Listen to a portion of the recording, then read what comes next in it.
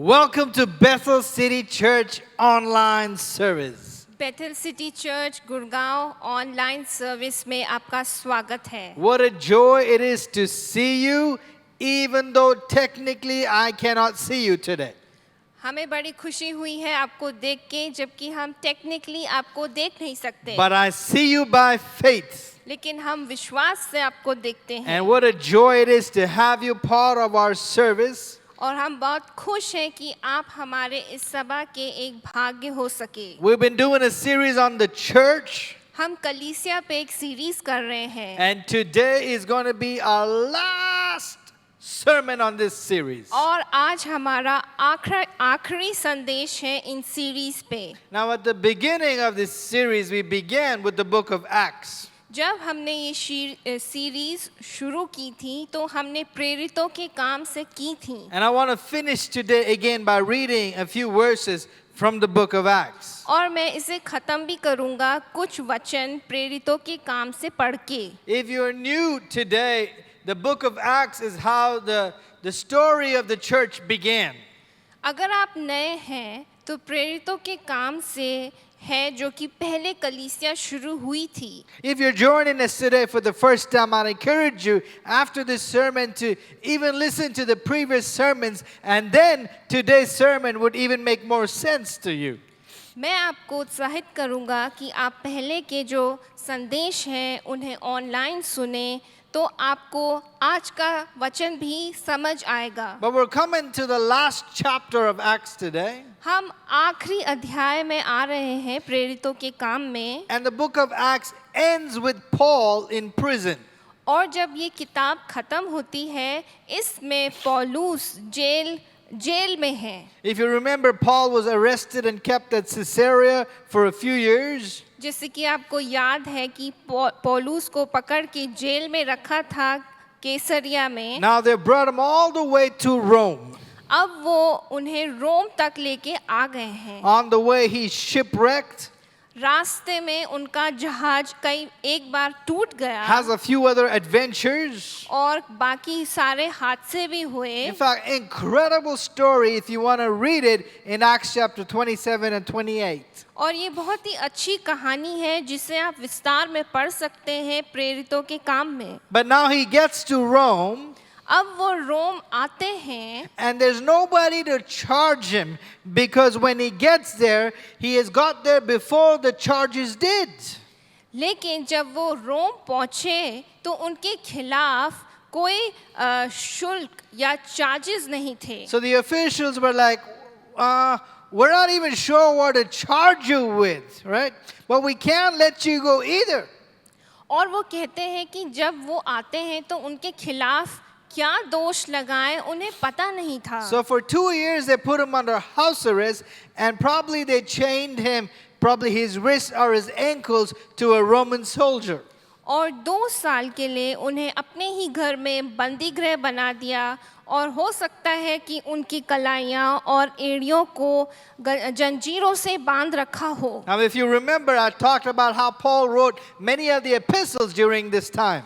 जैसे कि मैंने आपको बताया कि कितनी किताबें उन्होंने लिखी इस समय में। Now just 3 days after Paul got to Rome, ये है 3 दिन के बाद जब पौल रोम पहुंचे। I mean just 3 days later. 3 दिन बाद। Come on, Paul, take a break.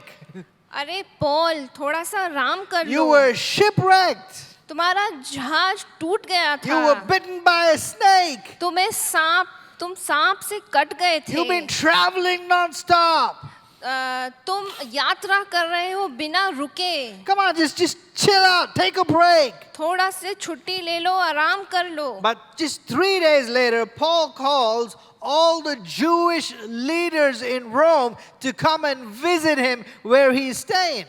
और फिर वो यहूदियों जो भी उनके लीडर्स थे उन सबको बुला के वो उनसे बात करते हैं। So they come and then they say, hey, the only reason we're here is because we've heard bad things about this sect, about this cult, and we know you're the ringleader, so tell us about this. तो एक कारण वो क्यों आते हैं, वो कहते हैं कि तुम इस संप्रदाय जो तुमने शुरू किया इसके बारे में हमने बुरी बातें सुनी हैं और तुम इस संप्रदाय के एक मुखिया हो। So Paul says, I'm glad you asked. And he begins to preach to these Jewish leaders. और पॉल खुश होते हैं, वो कहते हैं मैं खुश हूँ कि तुमने मुझसे ये सवाल किया, और वो उनको प्रचार करने लगते And he हैं। begins to look at their eyes and he begins to look at their body language and he realizes they're not getting it.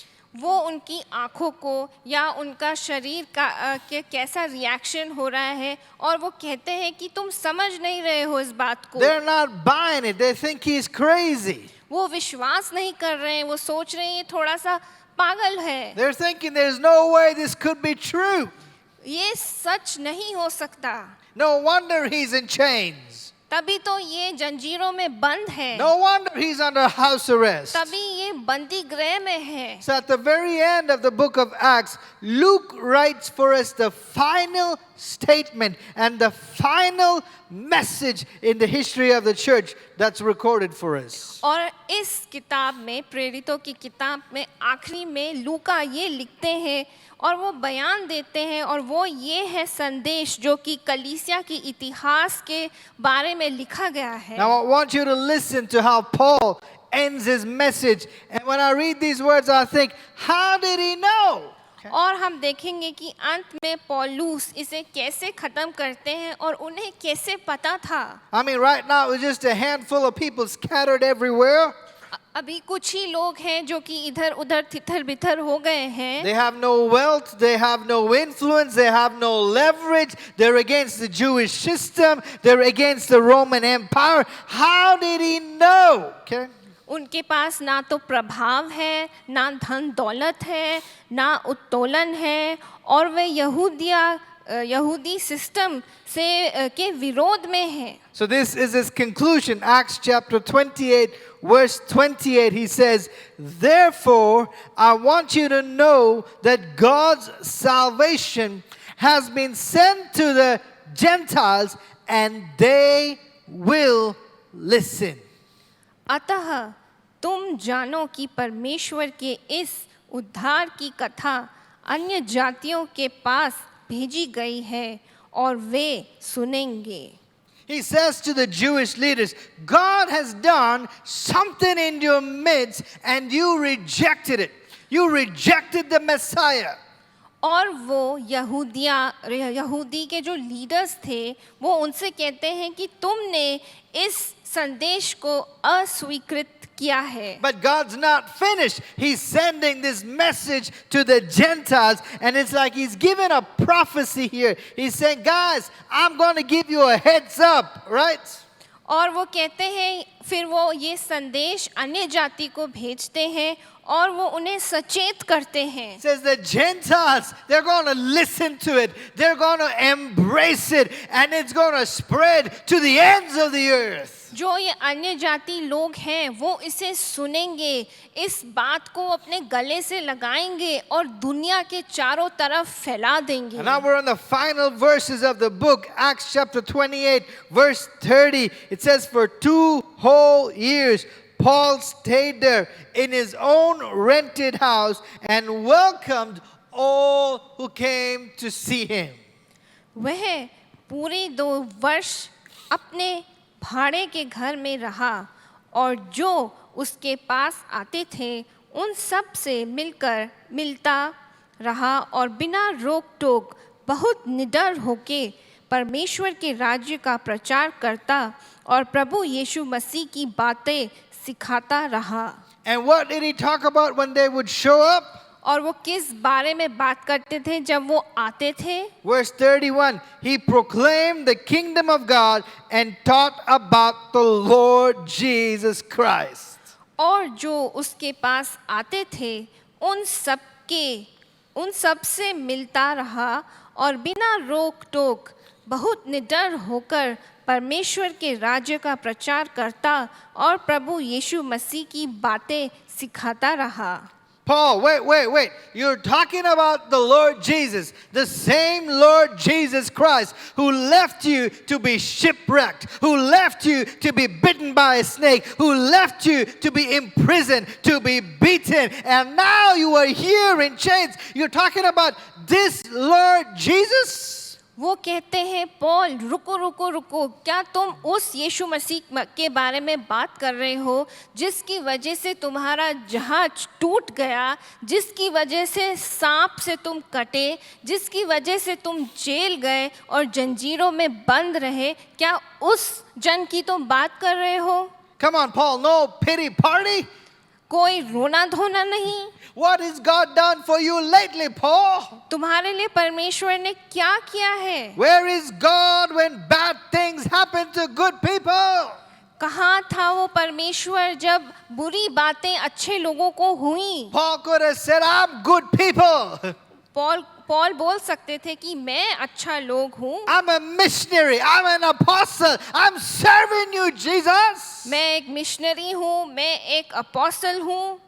But verse 31, read it again. He says, He proclaimed the kingdom of God and taught about the Lord Jesus Christ with all boldness and without hindrance. और जो उसके पास आते थे उन सब से मिलता रहा और बिना रोक टोक बहुत निडर होकर परमेश्वर के राज्य का प्रचार करता और प्रभु यीशु मसीह की बातें सिखाता रहा। There's that word again, with all boldness. उन्होंने कहा पूरे साहस या बिना डर के। Can you say with me, boldness? बोलिए मेरे साथ, निडर। He had boldness. He was there, probably chained, not knowing any moment, any time they can take him down the road and cut his head off.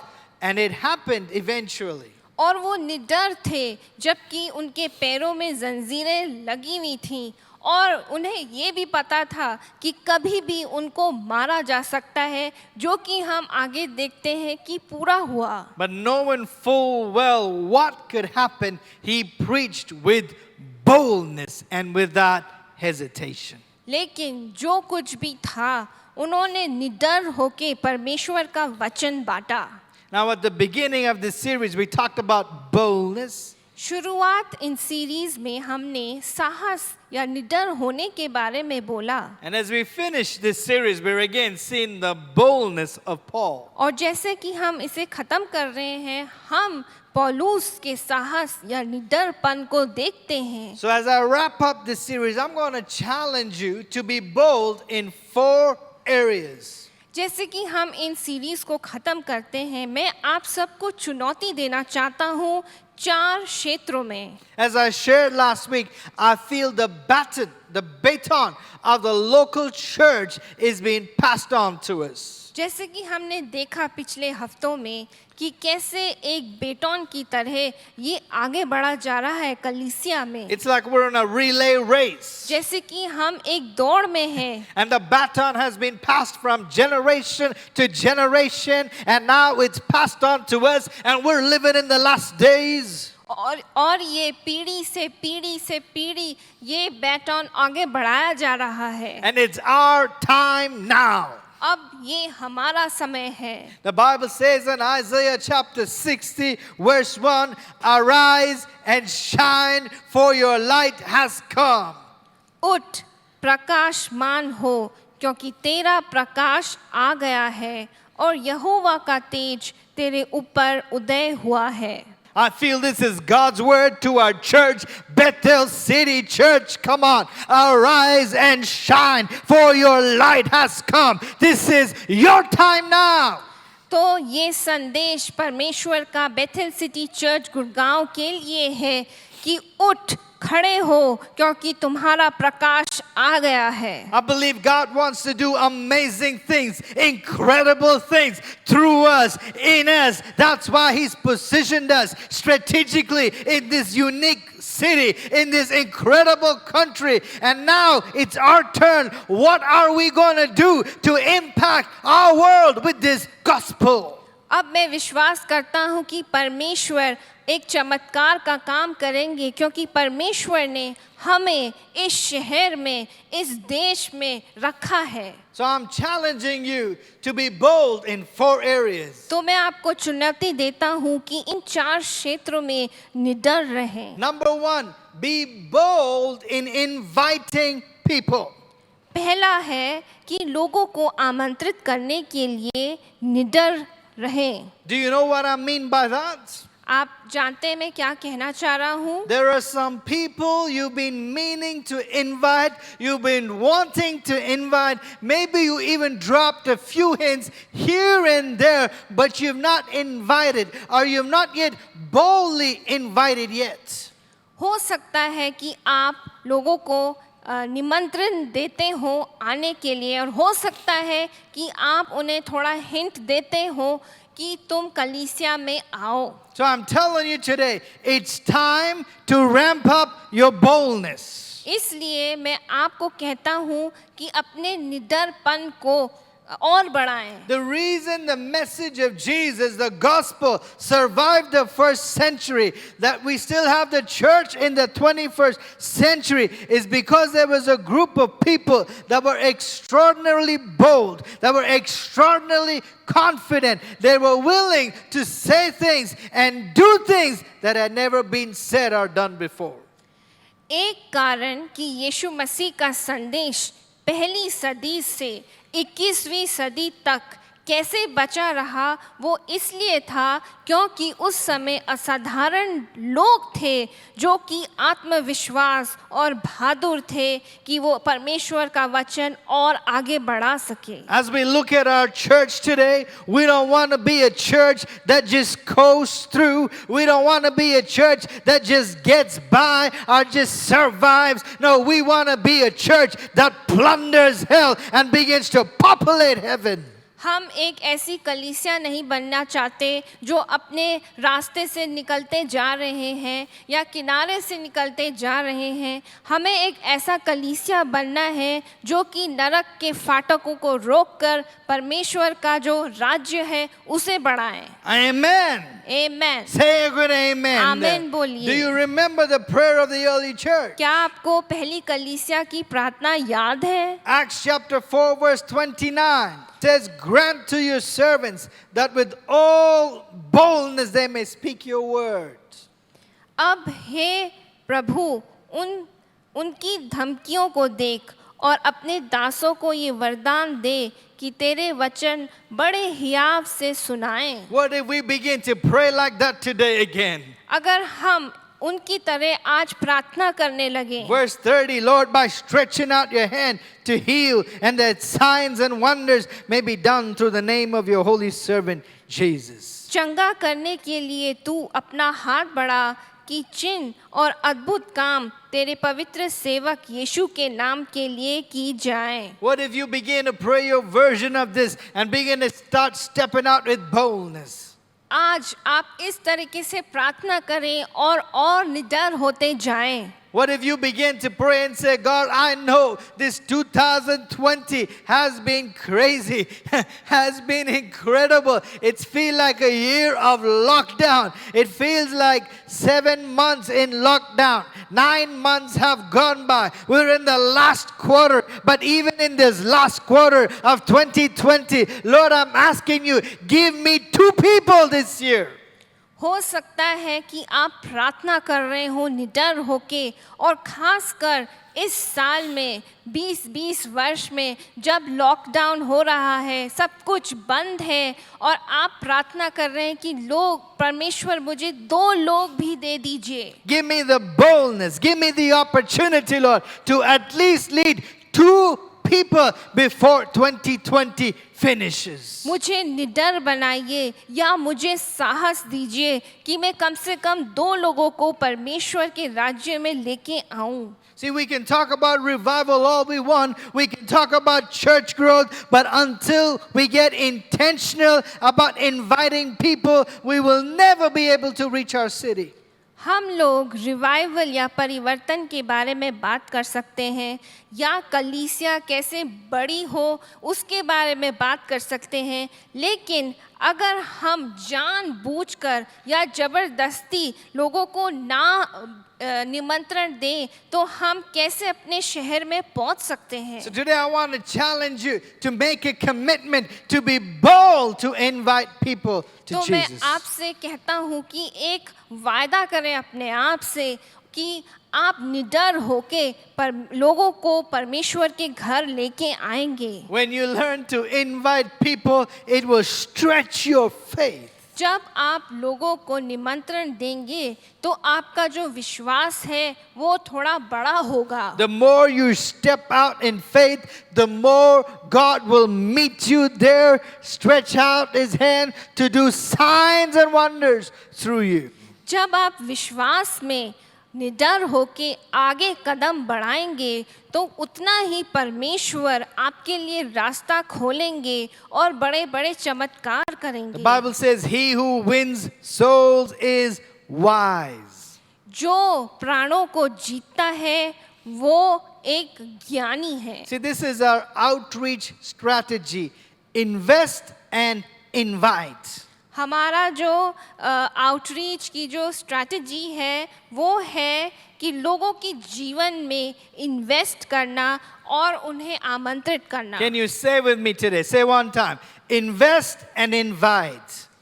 Invest करना और आमंत्रित करना। Invest in the lives of people around you. जीवन के लोगों के जीवन में इन्वेस्ट करना। People you love, people you play cricket with, people you drink coffee with. जिन लोगों के साथ आप समय बिताते हैं या उन जिन लोगों से आप प्रेम करते हैं या जिन लोगों के साथ आप कॉफ़ी पीते हैं, People you work with, people you study with. जिन लोगों के साथ आप काम करते हैं या अगर आप उनके साथ पढ़ते हैं, Invest into their life. उनके जीवन में इन्वेस्ट करें। How? Bless them. कैसे? उन्हें आशीष देके, Buy them a cup of coffee. उनके लिए एक चाय का प्याला खरीदें, Buy them a meal. एक खाना के लिए उन्हें ले जाएं। If you can't buy them, cook one for them. अगर आप उनके लिए खरीद नहीं सकते तो उनके लिए बनाएं, Do something nice. Serve them. उनकी सेवा करें, So invest into their life. उनके जीवन में इन्वेस्ट करें, Love them. उनसे प्रेम करें, Keep investing until the time is ready. करते रहें जब तक समय पूरा ना हो And then invite them. और फिर उन्हें निमंत्रित करें। There was a lady in our Coimbatore church. हमारे कोयम्बटूर चर्च में एक स्त्री थी। Every Sunday she would come to church. Her Sunday वो कलीसिया आती थी, But her husband was not interested. लेकिन उनके पति को कोई इंटरेस्ट नहीं He would था, never come. वो नहीं आते थे। And she tried to invite him many times. और कई बार उन्होंने उन्हें निमंत्रित किया। He was a good guy, but he was just not interested. वो एक अच्छे जन थे लेकिन उन्हें कोई इच्छा नहीं थी। So one week she decided उन्होंने बोला एक दिन that she was going to invest in him that week. कि वो उनके जीवन में इन्वेस्ट So she करेंगी। made all his favorite delicacies. उन्होंने उनका जो भी मनपसंद खाना था उसे बनाया। Mutton biryani, mutton biryani, tandoori chicken, tandoori chicken, butter chicken. Butter chicken. I really don't know what he liked, but I'm just making it up right now. मैं नहीं जानता लेकिन मैं ये बना रहा हूँ। Whatever his heart desired, she made it for him. जो भी उनकी दिल की लालसा थी उन्होंने बनाया And he was happy. और वो खुश थे। At the end of that week, उस हफ्ते के अंत में she said to him, I want you to come to church with me for just 1 hour. मैं चाहती हूँ कि आप मेरे साथ कलीसिया आओ सिर्फ 1 घंटे के The लिए। man agreed. That Sunday, he came to church, sat for 1 hour. As soon as that hour was up, he got up and he walked away. तो वो 1 घंटे के लिए आए और जैसे ही घंटा पूरा हुआ वो उठ के चले गए। The woman was not discouraged. वो निराश नहीं हुई, She continued to invest the second week also. वो करती रही अगले हफ्ते भी। Ladies, the way to a man's heart is through his stomach. Ladies, अगर आप दिल तक पहुंचना चाहते हैं तो उनके पेट के द्वारा पहुंचें। That's a bonus point for free today. ये एक बोनस पॉइंट है जो मैं आपको लिए फ्री में दे रहा But हूँ। she kept investing, kept making all the things he liked. लेकिन वो करती रही जो कुछ भी उन्हें पसंद था। And she said, this week, I want you to sit through the full service. इस हफ्ते मैं चाहती हूँ कि आप पूरी सभा के लिए बैठें। That man came, sat through the full service at the altar call. He gave his life to Jesus that day and has been coming to church ever since. Come on, somebody, give the Lord a good hand clap today. और फिर उस सभा के अंत में वो alter call के लिए जाते हैं और अपना जीवन परमेश्वर को देते हैं और वो खुश हो जाती हैं। Amen. Amen. Tali bajao. One more time. Tali bajao. Clap your hands. So, invest and invite. लोगों के जीवन में इन्वेस्ट करें और उन्हें निमंत्रित करें। Don't be an insider focused Christian. आप सिर्फ अंदर में केंद्रित ना हो। I'm saved. मैं कह रहा हूँ, My wife's saved. मेरी पत्नी कह My रही father, है, my mother is saved. माता पिता कह रहे It doesn't हैं। matter if the whole world is going to hell after that. मैं नहीं जानता कि पूरी दुनिया कहाँ जा रही No, है। don't be an insider Christian like that. ऐसे स्वार्थी जन ना बने। Me. मैं Bless me, feed me, love me, meet me, me. मुझे आशीष दो, मुझे खाना दो, मुझे ये दो, मुझे वो दो, मैं। Stop being a selfish Christian. स्वार्थी विश्वासी मत बने। Be an outside focused Christian. ऐसे क्रिश्चियन बने जो बाहर को Say, देखें। Jesus, what a great privilege you've given to me to be part of your kingdom. परमेश्वर आपने मुझे कितना बड़ा सौभाग्य दिया कि मैं आपके राज्य का एक भाग हूँ। There are so many people who don't have that privilege yet. Lord, give me boldness to be a witness for you. बहुत सारे लोग हैं बाहर जिनके पास ये सौभाग्य नहीं है, इसलिए मुझे निडर बनाइए। So invest in people. इसलिए जीवन में लोगों के जीवन में इन्वेस्ट करें। While you're investing in them, tell them the miracles God has done for you. जब आप करते हैं तो उन चमत्कारों की बात करें जो कि आपके जीवन में हुई हैं। Tell them God's goodness in your life. परमेश्वर की भलाई आपके जीवन में कैसी रही है। And tell them God can do the same for you. और कहिए कि परमेश्वर भी आपके लिए कर सकते हैं। Don't be a fearful believer. Oh, what will people think of me? What will happen? No, come on, step out in boldness. डरपोक विश्वासी ना बने कि लोग मेरे बारे में क्या करेंगे। निडर होइए। Yes, in the name of Jesus, dar, get out. यीशु मसीह के नाम से डर दूर हो जा। So stop being a selfish believer. इसलिए स्वार्थी विश्वासी ना बने। Be bold to invite people for Jesus. निडर बने यीशु मसीह के बारे में बताने I के believe it लिए। was Oswald Chambers who said it like this. Oswald chamber ने ऐसा बोला, What right do we have to hear the gospel for the second time when there are so many people who have not heard the gospel even for the first time? उन्होंने ऐसा बोला कि हमारे पास क्या right है कि हम सुसमाचार दूसरी बार सुने जब दुनिया में इतने लोग हैं जिन्होंने पहली बार भी सुसमाचार नहीं सुना। I believe God has called us to reach our city. मैं विश्वास करता हूँ कि परमेश्वर ने हमें चुना है अपने शहर को जीतने के I लिए। believe the harvest is plenty, मैं विश्वास करता हूँ कि जो फसल है वो बहुत है, but we need to be bold to invite people. लेकिन हमें निडर होना है लोगों को बुलाने के लिए। The second point I want to share with you is be bold in serving. दूसरा, सेवा करने में निडर रहें। My question to you today is, do you have a job? मेरा आपसे एक सवाल है, आपके पास क्या कोई नौकरी है? If there's somebody next to you, ask them, do you have a job? अगर आपके अगल बगल कोई है उनसे पूछिए, क्या तुम्हारे पास कोई काम या नौकरी है? I'm not talking about your secular job, but I'm asking, do you have a job in the church? जो आप दुनिया में नौकरी करते हैं, मैं उसकी बात नहीं कर रहा, मैं उस काम की बात कर रहा हूँ जो कि कलीसिया में करनी चाहिए। Just as it's important in the natural society to have a job. जैसे कि स्वाभाविक या नेचुरल में जैसे नौकरी होती है, Just like in the natural, if you saw a 40-year-old man living in his mother's basement with no job, you would look at him top to bottom and say, what's wrong with you? और अगर आप किसी जन को देखते हैं जो कि 40 साल का है और वो अपनी मम्मी के घर में रह रहा है, तो आप उनको देख के कहते हैं कि इसके साथ क्या गलत है। Why? Having a job is part of growing up. It's a part of maturity. And in the same way, spiritual maturity also comes when you begin to serve others. काम करना या नौकरी करना एक जीवन का एक हिस्सा है जहाँ पे हमारे जीवन में बढ़ोतरी आती है। उसी तरीके से जब हम आत्मिक तरीके से भी बढ़ते हैं तो ज़रूरी है कि कलीसिया में हम सेवा करें। It doesn't matter how long you've been in church, but spiritual maturity only begins to take place when you put into practice the things you have learned. हो सकता है कि आप कई सालों से कलीसिया में आ रहे हैं, लेकिन आप उतने मैच्योर तभी हो सकते हैं जब आप काम करते हैं। You are saved to serve. आप काम करने के लिए बचाए गए हैं। Can you say it with me today? Say, I am saved to serve.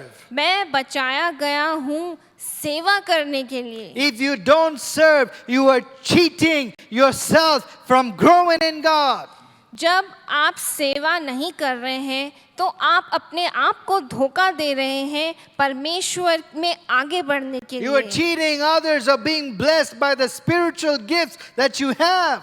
और आप अपने आप को धोखा दे रहे हैं उन आत्मिक तोहफों में जिसमें आशीष आप पा सकते हैं। I would go so far to say, if you're not serving, I'm not sure if the gospel has transformed your life. अगर आप कलीसिया में सेवा नहीं कर रहे हैं तो मैं विश्वास करता हूं कि जो सुसमाचार है आपके जीवन में पूरी तरह से काम नहीं कर रहा Because है, Jesus came to serve. क्योंकि यीशु मसीह सेवा करने आए। See, the people who serve in our church and the people who serve in churches are not people who don't have a job, are not people who have a lot of free time and have nothing to do.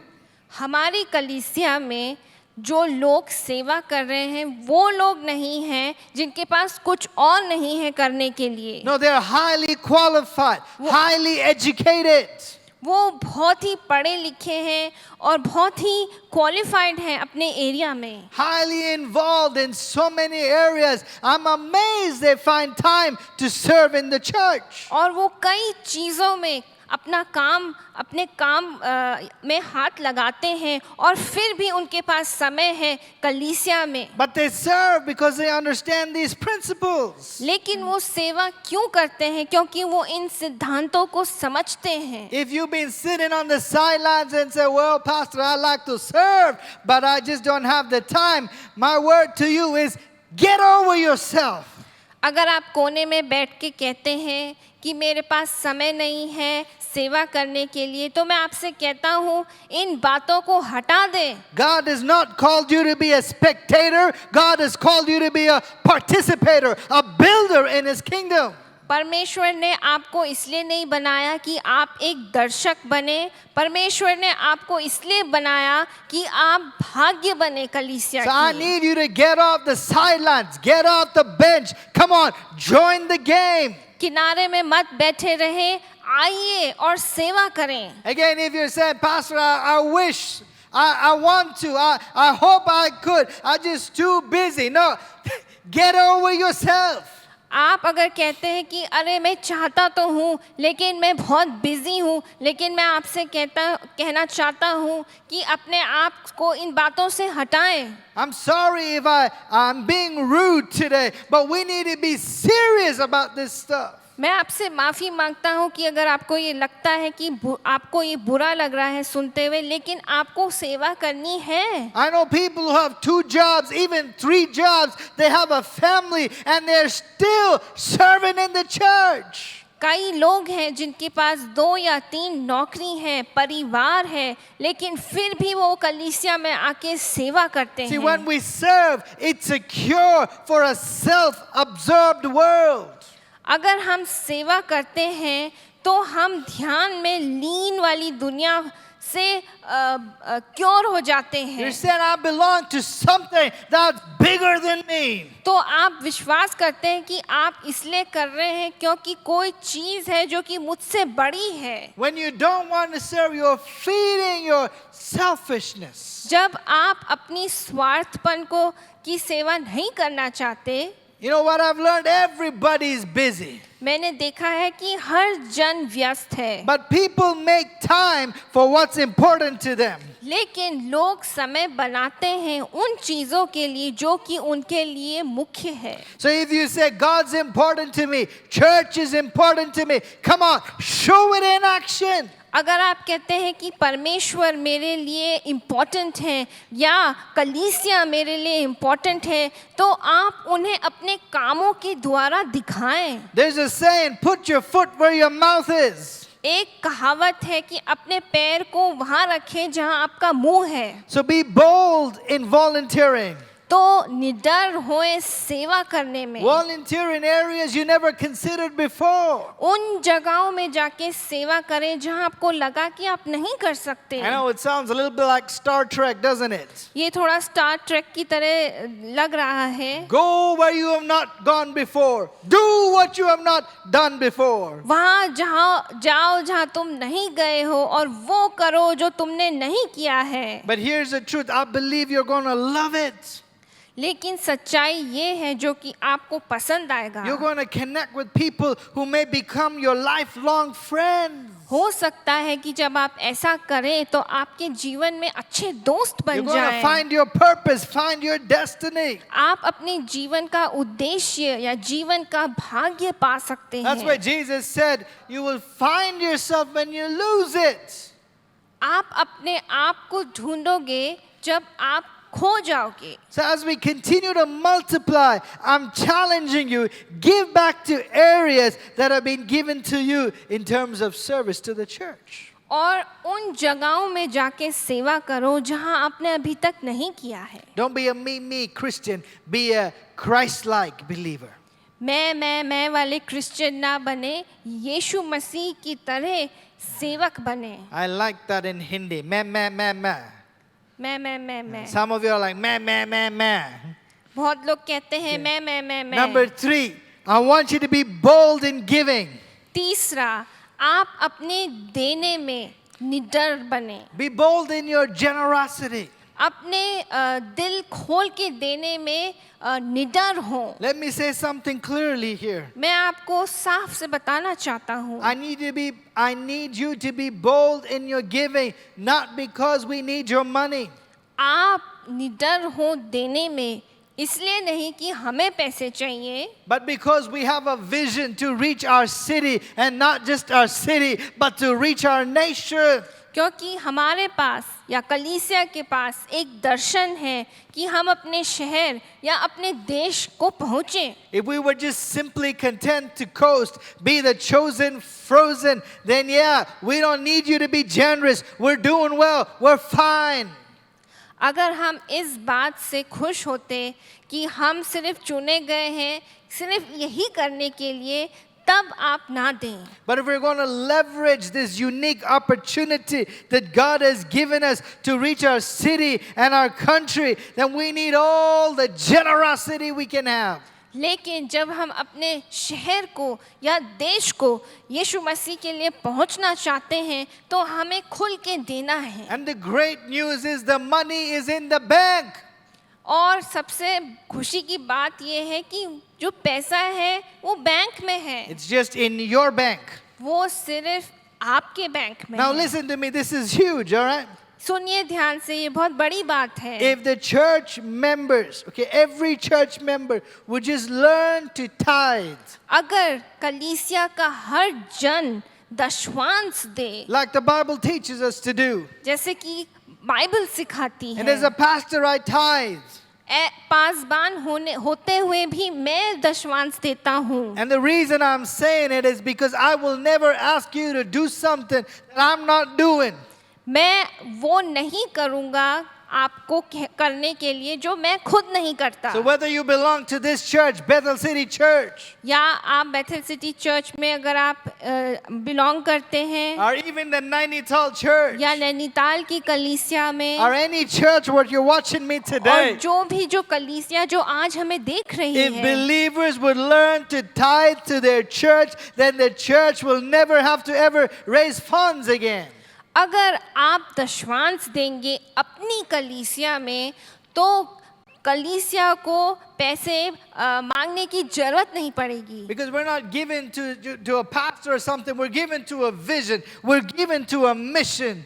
क्योंकि हम अपनी दशमांश एक जन या pastor को नहीं देते, लेकिन उनके दर्शन को देते हैं। If we can get passionate about it, उस बात के लिए हम एक पैशन हो जाते people will हैं। come to our church and they'll watch us take an offering, and you're giving with such passion, you're giving with such fervency, and they say, hey, why are you giving your money with such passion? You say, because we have a vision to reach our city and our world for Jesus. जब लोग हमारे कलीसिया आते हैं और वो हमें देखते हैं कि हम कितने खुशी से देते हैं, और वो हमसे पूछते हैं कि हम क्यों इतने खुशी के साथ देते हैं, तो हम कहते हैं क्योंकि हमारा दर्शन है कि हम लोगों को जीतते हुए देखें परमेश्वर के राज्य के लिए। So we're committed to it.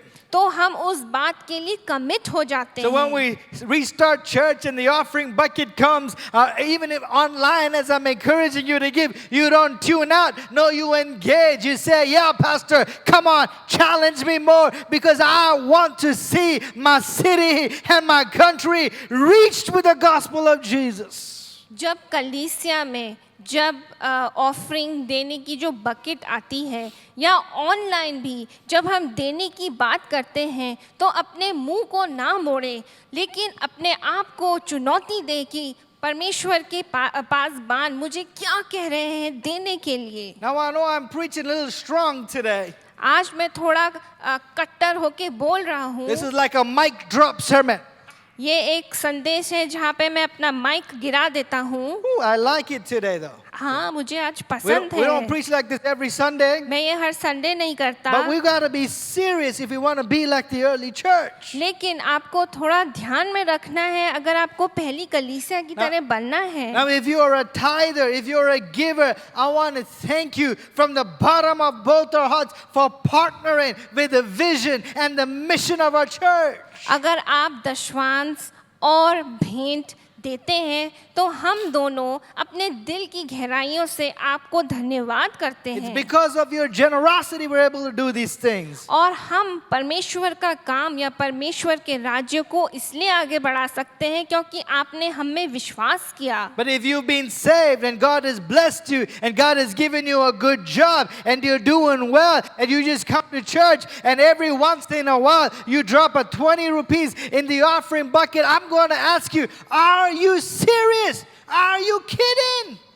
अगर आप बचाए गए हैं और आपके पास काफ़ी है और आप इतना कमा के भी जब आप परमेश्वर के भवन में आके सिर्फ कुछ चंदे डालते हैं, तो क्या सच में ये होना चाहिए? A tea and a samosa would cost more than that. एक चाय या एक समोसा उस 20 रुपए से ज़्यादा आज की कीमत है। We spend triple the amount in McDonald's. हम 3 गुना ज़्यादा मैकडॉनल्ड्स में डगा देते We say हैं to God, oh, I'm so grateful for you. और हम कहते हैं हम बहुत धन्य हैं इसके लिए। I'm so grateful for the church. मैं कलीसिया के लिए बहुत खुश हूँ, But you've never decided to be a giver. लेकिन आपने सोच लिया कि मैं दूंगा नहीं। Now, if that's all you're able to give, then I appreciate it. Go ahead. अगर आप सिर्फ इतना ही दे सकते हैं तो दीजिए, But I'm talking about if God has really blessed you लेकिन अगर आपको परमेश्वर ने बहुत ही आशीष and दी you have है met all your needs, you have extra, and you've not yet learned to give, I'm challenging you today. Come on. और परमेश्वर ने आपको इतनी आशीष दी है कि आपके पास एक्स्ट्रा है, तो मैं आपको चुनौती देता हूँ कि दीजिए। Are you sure the gospel has changed you? क्या सच में सुसमाचार ने आपका जीवन बदला है? Because God is a giver. क्योंकि परमेश्वर एक देने वाले परमेश्वर हैं। And when we get to know God more and more and He begins to change us, guess what? We also become givers. जब परमेश्वर हमारे जीवन को और बदलते हैं तो हम परमेश्वर की तरह बन जाते हैं, क्योंकि परमेश्वर एक देने वाले परमेश्वर हैं और हम देने वाले जन बन जाते So I want you हैं। to be bold in your giving तो अपने देने में निडर रहें, because we can't afford not to. क्योंकि हम इसे अफोर्ड नहीं कर सकते कि हम ना दें। We can't afford to sit in the sidelines. हम किसी किनारे में नहीं बैठ सकते। God's given us a vision, church. God's given us a mission. परमेश्वर ने हमें एक दर्शन दिया है, एक मिशन दिया So I है। need you to step up. I need the church to arise.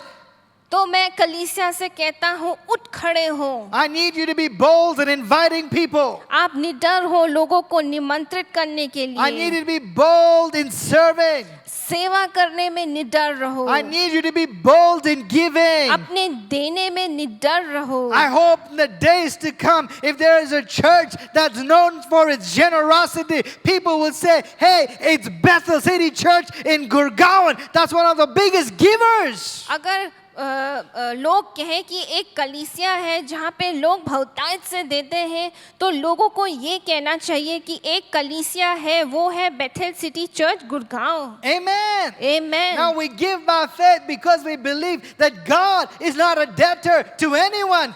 और हमें विश्वास करना चाहिए देने में, क्योंकि हम विश्वास करते हैं कि परमेश्वर किसी का उधार नहीं रखता। As my wife shared today in the offering, the more we give to God, the more God pours back into our lives. जितना हम परमेश्वर को देते हैं, परमेश्वर उतना ही हमें भर के वापस देते हैं। And if you have not yet experienced it, you have not yet started to taste God. And I'll tell you, come on, start today.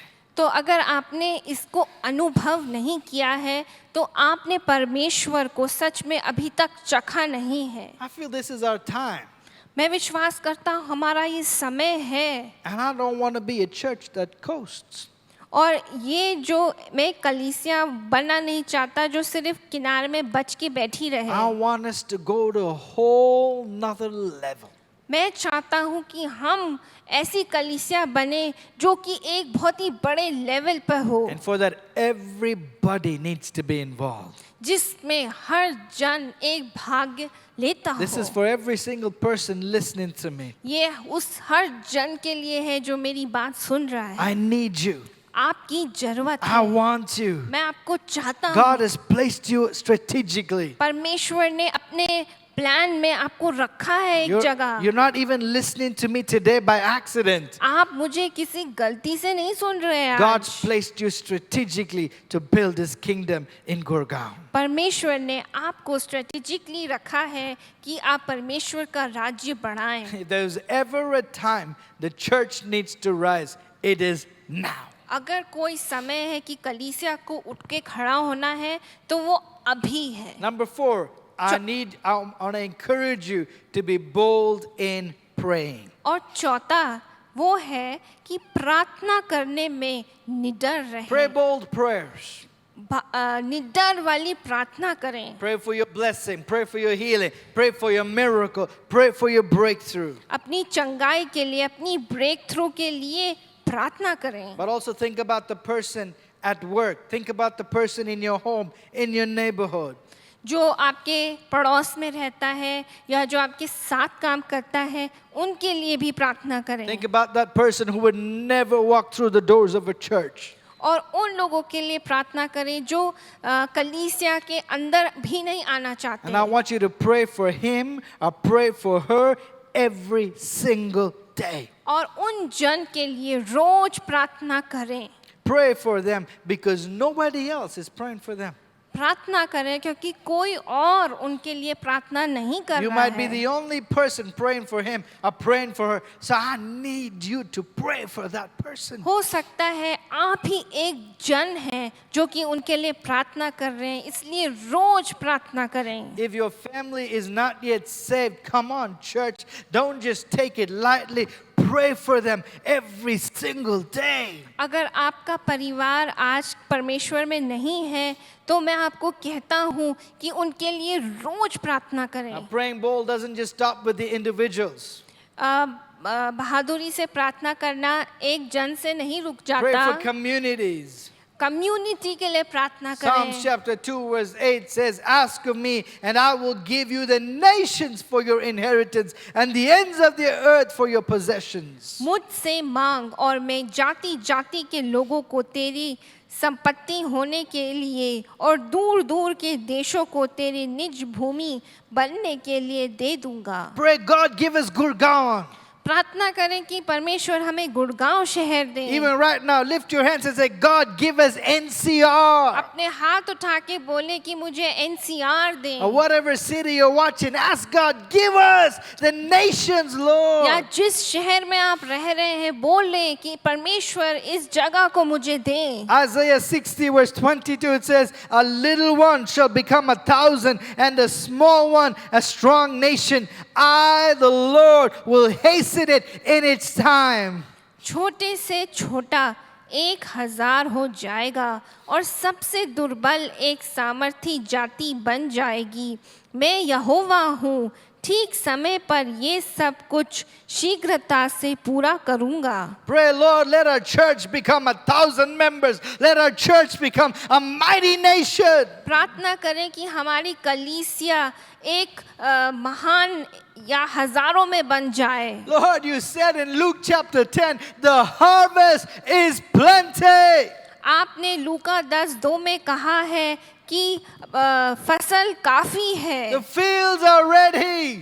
कि जो फील्ड है वो तैयार है। Come on, church, even right now, lift your hands and say, "God, give us a harvest in this city, Lord." और अपने हाथों को उठाएं और बोले कि परमेश्वर इस शहर में जो फसल है वो मुझे दीजिए। Do something in our church. Do something in our city. Do something in our nation today, God. हमारी कलीसिया में, हमारे शहर में, हमारे देश में कुछ करिए परमेश्वर। If we want to see a move of God in our time, in our generation, we've got to pray like our life depends upon अगर it. हम चाहते हैं कि हमारे इस पीढ़ी में कुछ हो या कलीसिया में कुछ हो तो हमें निडर होके प्रार्थना करनी If है। you're a parent or if you're in the educational system, pray for our teenagers today. अगर आप माता पिता हैं या शिक्षक विभाग में हैं तो हमें प्रार्थना करनी है। Let these young people rise up to be the next generation of leaders.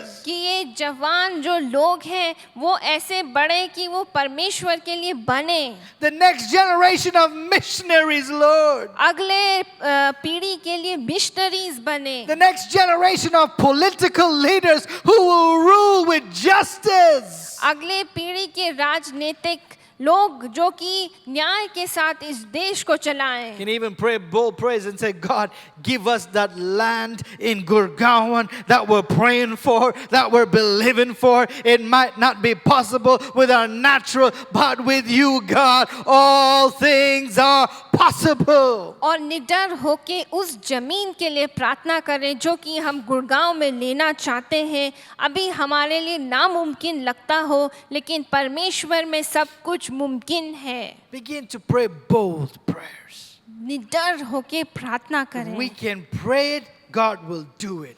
अगर हम प्रार्थना करेंगे तो परमेश्वर The करेंगे। transcript of our prayers will become the script of our church. जो हम प्रार्थना करते हैं उसी से हमारी कलीसिया बनाई Our जाएगी। prayers are like prophecy. What we begin to pray today, we're going to see it in our church tomorrow. प्रार्थना एक भविष्यवाणी की तरह है। जो हम प्रार्थना करते हैं हम उसे देखेंगे। So pray bold prayers. इसलिए निडर होके प्रार्थना करें। I want to finish with a story. मैं एक कहानी के साथ खत्म करूंगा। It was in the 1940s. ये 1940 की बात है। There was a professor in England and he was teaching theology at a college.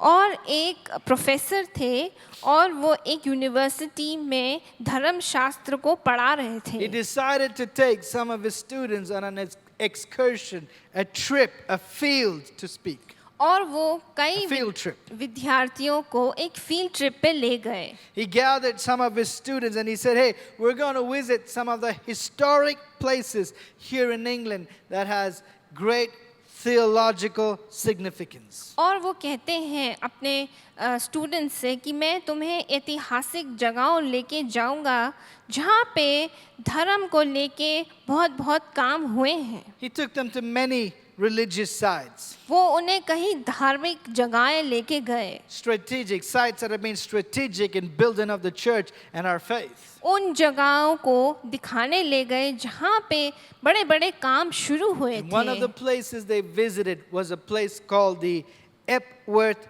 Rectory. और वो एक जगह गए जिसका नाम है एपवर्थ रेक्टरी. It was the home, the living place, the study place of one of the great reformers of the church, a man by the name of John Wesley. ये एक घर था जहाँ पे एक जन रहते थे और वो वहाँ पढ़ाई करते थे और जहाँ पे कलीसिया की बड़ी बातें शुरू हुई और उनका नाम था John Wesley. John Wesley is one of the men who put in place much of the theology that our church has been built on. और जॉन वेस्ली वो एक जन है जो कि जिन्होंने फाउंडेशन या नींव वाली बातें रखी है जिस पे कलीसिया बनाए गए The हैं. foundational theology was crafted by reformers like John Wesley. जो नींव हम देखते हैं धर्म की बातों में वो खासकर क्रिश्चियनिटी में वो जॉन वेस्ली द्वारा शुरू की गई. John Wesley was a guy who studied, who preached, and he began to pray that a revival would break out. John Wesley पढ़ते थे, पढ़ाते थे और प्रचार करते थे और प्रार्थना करते थे कि रिवाइवल या परिवर्तन And आए. a revival broke out so strong that it made it into the history books. और वो रिवाइवल या परिवर्तन इतनी बड़ी तरीके से टूटा कि आज भी हम उसके बारे में बात करते हैं. Fire of God came because men like John Wesley went on their knees praying that God would move. और परमेश्वर की आत्मा या परमेश्वर का आग इतनी बड़ी तरीके से आके लोगों के जीवन में काम किया क्योंकि उन्होंने प्रार्थना करी अपने घुटनों में. So these theology students are visiting the rectory, और ये विद्यार्थी उस जगह को देखने गए the house where he lived. They go to the kitchen और जिस घर में वो रहते थे वो Where- वहाँ किचन में गए where he cooked, where he would have eaten his lunch, his dinner. जहाँ पे वो खाना खाते थे अपना भोजन करते थे. Next, the professor took them to the study room where he would have studied. और एक जगह स्टडी रूम ले गए जहाँ वो पढ़ते थे. As the students saw some of those old books that John Wesley would have studied from, they were enamored by it. और उन्होंने कुछ पुरानी किताबें देखी जिसमें से जॉन वेस्ली पढ़ते थे और वो उन बातों को देख के बड़े खुश थे. As the professor was taking them through the house, he began to take them to the intimate quarters of John Wesley. और जब वो बाकी घर से जा रहे थे तो वो उन कमरों में ले गए जो कि प्राइवेट थे. The students are in awe as they walk through the house and they reach his bedroom. जैसे वो उस घर से होते हुए जा रहे हैं फिर वो उनके बेडरूम में जाते हैं. As they began to file around the room, one of the students notices in the floor on the carpet were two worn patches on the carpet. जब वो अंदर गए तो उन्होंने जब ध्यान दिया तो दो छेद जैसे थे उनकी दरी पे. He asked the professor about it, उन्होंने प्रोफेसर से पूछा ये क्या है. and the professor began to explain those two patches were the actual place where John Wesley would plant his knees right beside his bed, not for a minute or two, but for hours and hours praying for revival. जब उन विद्यार्थियों ने पूछा कि ये जो जो छेद है इस दरी पे वो क्या है, तो उनके जो टीचर हैं वो उन्हें बताते हैं कि जॉन वेस्ली कैसे अपने घुटनों में बैठ के वहाँ प्रार्थना करते थे, कुछ मिनट के लिए नहीं लेकिन कई घंटों के He लिए। began to pray so hard, so long for revival that the knee imprints went into the carpet and those two patches were formed because of his knees imprinted upon the carpet. वो इतनी प्रार्थना करते थे कि परमेश्वर का काम इतना हो कि वो घुटनों में जब बैठते थे तो जो उनके घुटनों के जो निशान थे वो उस दरी में दब गए और वहाँ पे छेद करके छोड़ गए। As the students sat there blown away by the sacrifice of John Wesley, the professor began to say, "Come on guys, it's time, let's go to the next site." और जब वो विद्यार्थी इतने आश्चर्यचकित होके देख रहे थे कि कितनी उन्होंने प्रार्थना करी, तब उनके टीचर ने उनसे बोला कि चलो अब समय हो गया है वापस जाने का। And as students began to get into the bus, the professor was beginning to count how many students had reached. और जब वो बस में बैठ गए तो जो प्रोफेसर थे वो गिनने लगे कि उनके सारे विद्यार्थी बस में बैठ गए हैं या नहीं। And he realized one was missing. उन्होंने देखा कि एक जन वहाँ नहीं He था। walked back into the house, he went into the kitchen, he went into the study, but the student was not there. फिर वो उसको ढूंढने गए, उस घर में गए, किचन में गए, और लेकिन वो वहाँ नहीं था। And as he entered the bedroom, he could just see across the other side of the bed the head and shoulders of a student who had planted his knees in those well-worn patches on the floor, and he could begin to hear the student praying like this. और जैसे वो उसको ढूंढ रहे थे, वो उस bedroom में जब जा रहे थे तो उन्होंने देखा कि वो student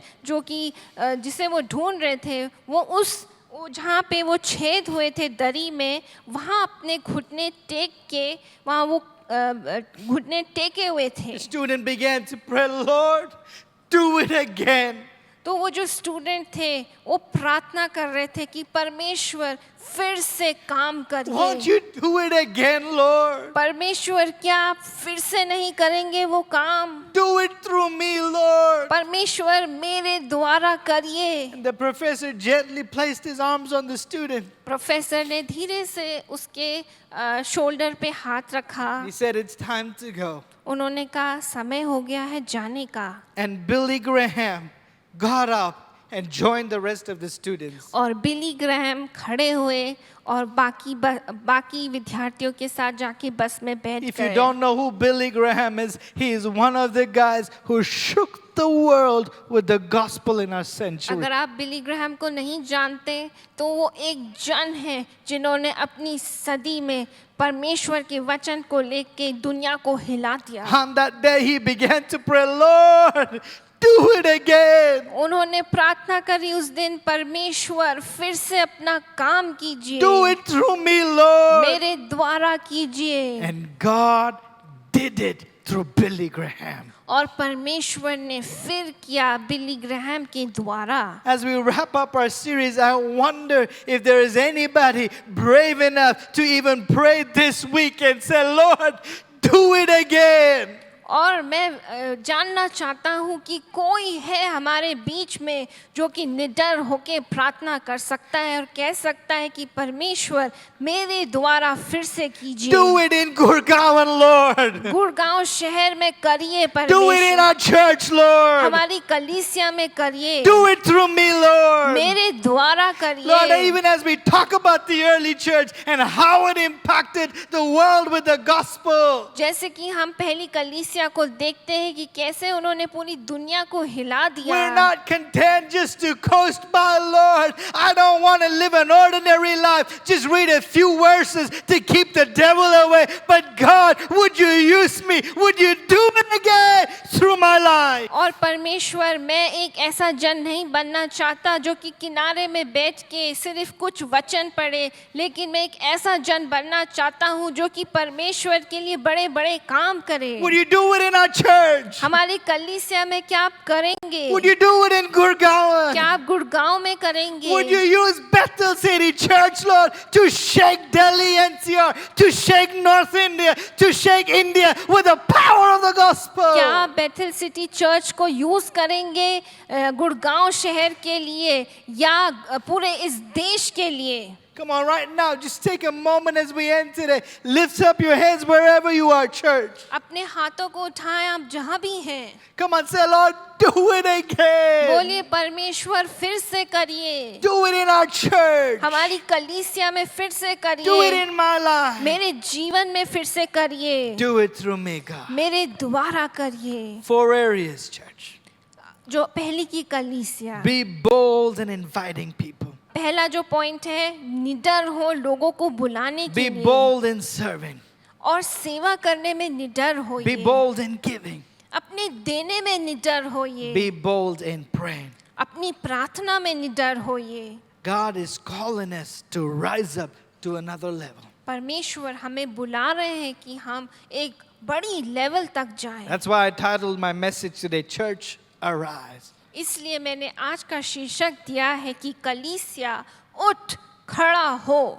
It's time for us to be who God has called us to be. और परमेश्वर ने हमें समय दिया है कि हम वो बने जिसके लिए परमेश्वर ने हमें बुलाया है. Even as we wrap up our series on the early church, जब हम इन सीरीज को खत्म करते हैं पहली कलीसिया पे, my prayer, my desire मेरी प्रार्थना और मेरी दिल की इच्छा है is that our church, कि हमारी कलीसिया, our tiny little church, हमारी छोटी सी would कलीसिया, become like the early church. कि वो पहली कलीसिया की तरह बन जाए. And God will use us और परमेश्वर हमें इस्तेमाल to करेंगे shake India with the कि वो gospel. दुनिया को, इस भारत देश को हिला दें. And for that to happen, और वो होने के लिए all of us, हम सब all of us, हम सब all of us हम सब need to be involved together. हमें भाग्य लेना है एक साथ. That's why I encouraged you today. इसलिए मैं आपको उत्साहित करता हूँ. I want to आज. pray with you today. मैं आपके लिए प्रार्थना करना In चाहता fact, हूँ. if you've been joining our series, अगर आप इन सीरीज में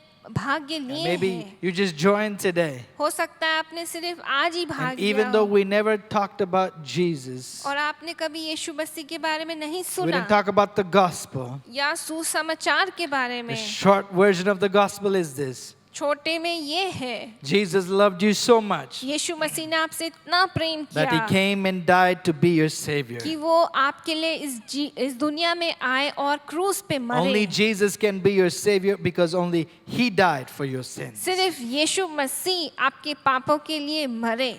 And that's why we're encouraging our church to share this good news. इसलिए मैं अपनी कलीसिया को उत्साहित करता हूँ ये खुश या सुसमाचार के लिए That we don't need to go in search of a God. God came in search of us. कि हमें जाके एक परमेश्वर को नहीं ढूंढना है, परमेश्वर हमें ढूंढते हुए आए. We don't need to cut ourselves to please God. God cut himself on the cross of Calvary so that he could win you and me. हमें अपने आप को काटना नहीं है परमेश्वर को खुश करने के लिए. परमेश्वर हमारे लिए काटे गए कि हम उसके साथ प्रेम से रह सके. You can receive his forgiveness. आप इनको पा सकते हैं अपने If जीवन you've never में. received Jesus into your life, but today you're saying, I'm going to be bold, I'm going to make that decision. अगर आपने आज तक यीशु मसीह को अपने जीवन में नहीं स्वीकारा है तो आज आप वो कर सकते I want to हैं. pray with you. मैं आपके लिए प्रार्थना There should be करूंगा. a pop-up button that comes up. Go ahead, click that link, and I'm going to lead you in a prayer. Screen पे एक बटन आएगा जिस पे आप क्लिक कर सकते In हैं. fact, church, let's pray this together. हम साथ प्रार्थना करेंगे. Dear Jesus, प्रिय यीशु, I believe you died for my मैं sins. विश्वास करता हूँ कि आप मेरे पापों के लिए मरे. Today I confess आज मैं विश्वास करता I'm a हूँ sinner. कि मैं पापी हूँ. Save me. मुझे Wash me बचाइए. by your precious अपने blood. लहू द्वारा मुझे Make me a part of धोइए. your family. मुझे अपने परिवार का एक I हिस्सा receive you बनाएं. as my Lord and Savior. और मैं आपको स्वीकारता हूँ अपने जीवन का स्वामी. In Jesus' name, Yeshu amen. मसीह के नाम से. If you prayed that prayer for the first time today, अगर आपने पहली बार प्रार्थना की है you've made one of the most incredible decisions in your life. तो आपने एक बहुत ही अच्छा एक निर्णय लिया है. And the best part of your life begins now. और आपके जीवन का जो सबसे बेहतर समय है अब शुरू होता Church, है. let's just pray together. हम फिर प्रार्थना I know today करेंगे. is long. आज थोड़ा सा लंबा है, I apologize. मैं माफी मांगता हूँ, Hey, but we finished the series. लेकिन हमने सीरीज खत्म कर दी है। Let's pray. प्रार्थना Father, we करें। thank you for the incredible series we've done. परमेश्वर इन सीरीज के लिए हम धन्यवाद करते Even as हैं। we read about how the church started जैसे कि हमने कलीसिया के बारे में सीखा and the understanding the early church had about the gospel. और जैसे कि पहली कलीसिया में कैसे सुसमाचार को बढ़ाया हम देखते हैं। Holy Spirit, we pray even today you will set our hearts with that same fire. पवित्र आत्मा, हम आपसे निवेदन करते हैं कि हमारे दिलों को भी उसी आग से भर दें There will not be a church of apathy or mediocrity, और हम ऐसी कलीसिया ना बने जो बच के कोने में बैठी रहे, but we will rise up and be who you've called us to be, लेकिन Lord. हम उठ के खड़े हों और वो बने जिसके लिए आपने हमें बुलाया Even है। today as we challenged our church, जैसे कि हमने अपनी कलीसिया को चुनौती दी, we pray these words will go and bear forth fruit, Lord. ये वचन लोगों के जीवन में जाएगा और फल लाएगा। Even today I pray stretch forth your hands. आज भी अपने हाथों को बढ़ाएं। If there's anybody that needs a healing, that needs a miracle, that needs a wonder, that needs a breakthrough, even right now, by the authority you've given us, we release that breakthrough today, God. अगर किसी को चंगाई चाहिए या break through चाहिए, हम उनके जीवन में आज यीशु मसीह के नाम से बोलते हैं। Even this week, let's hear tremendous testimonies of your goodness in people's हम lives. गवाहियाँ सुनने पाए परमेश्वर के बड़े बड़े काम जो उनके जीवन में हो रहे हैं। We bless your children in Jesus' name. आपके Amen. बच्चों को हम आशीष देते हैं। Amen. Amen. God bless you, church. परमेश्वर आपको आशीष दे। Have a great week. आपको एक अच्छा हफ्ता मिले। Remember, next week, quiz, online quiz. अगले हफ्ते online quiz. Be bold. God bless. Bye bye. निडर रहें और परमेश्वर आपको आशीष दे।